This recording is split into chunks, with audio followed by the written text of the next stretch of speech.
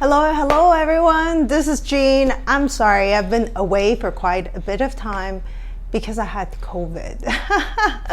That was not expected. I to read this book that I recently read, but I've been receiving guidance that this is not the book that I should present.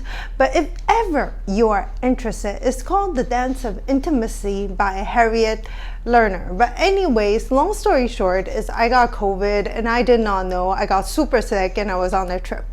So that's why I had a bit of a lag time. This is all aside. Now we are ready to talk about the video. Now, today we're going to talk about the Tao of Pooh. The Tao of Pooh is written by Benjamin Hoff. What's funny about the Tao of Pooh, it's a very short and sweet book. And it's a bit childlike. And if you're someone that really likes Pooh Bear, Winnie the Pooh, you will definitely enjoy it. Now, I wanted to talk about Wu Wei. Now, we often talk about the Tao. Now, Tao talks about the form of Wu Wei, doing by not doing. So it's something of an interesting concept. It's like you're there and you allow things to unfold in its natural way. It's like you're like floating on water. Like the book of Siddhartha once talked about like the water wave and things like that. It's kind of like that. It's allowing things to physically go. Let's say you are somewhere and you allow things to move it in the way like it should, like water, and allowing things to move in the way that it should. And when you allow things to move in the way that it should, you will actually begin to feel, oh, it's wonderful. A lot of times when it comes to Wu Wei, we have to use the example of the Tao of Pooh. Inside of the book, Pooh was playing a game with Piglet and also with the rabbit. They were by the river and they were throwing a stick inside of the river just to see whose stick will float up to the water first. Oddly enough, they found Eeyore that was stuck by the pond.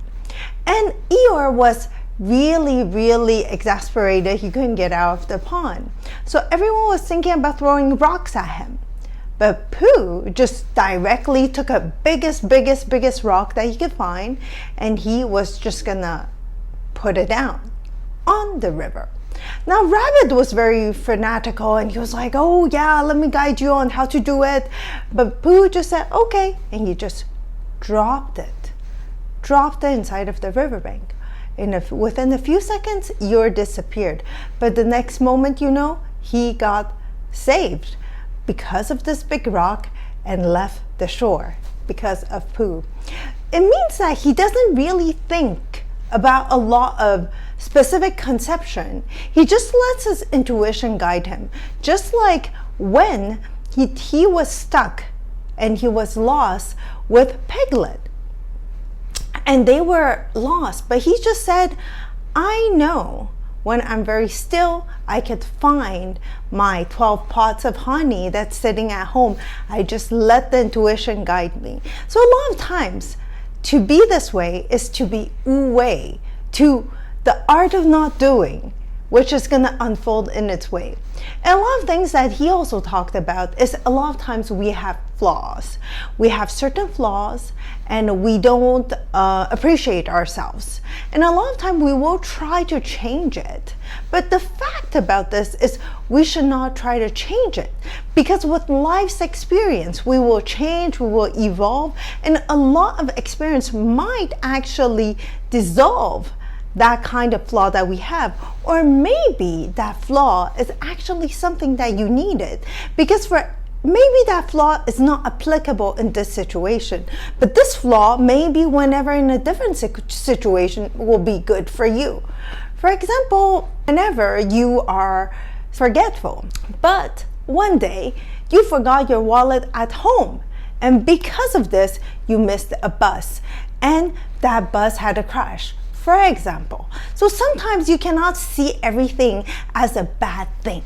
So to embrace who you are and appreciate yourself and understand that we have certain degree of limitation, and to really allowing the fact that we have certain limitation in our life and to be okay with the fact that we have certain level of limitation, that we are not one size fits all. Now, what would be good for another person inside of a certain circumstance? They might find it great. For another person, it's not good. For example, if a person really wanted to be powerful, successful, for the other person might not be that. Maybe he just wants a simple life. You don't know what the person wants. From this analogy, we will understand not one size fits all. So to be much more understanding, much more accepting of who you are, and accepting of your shortcoming is actually really, really important. And also there's another thing that I want to say. A lot of times people will think they are a jack of all trades. So they might tell you, like Tigger will say, I am good at swimming, like Piglet is good at swimming. Or he would say, I'm also good at climbing trees, like Pooh Bear is actually very good at climbing trees. But when he had to go climb the tree, he actually was stuck on the tree. He didn't know how to climb down. Yet he just claims that I'm good at everything.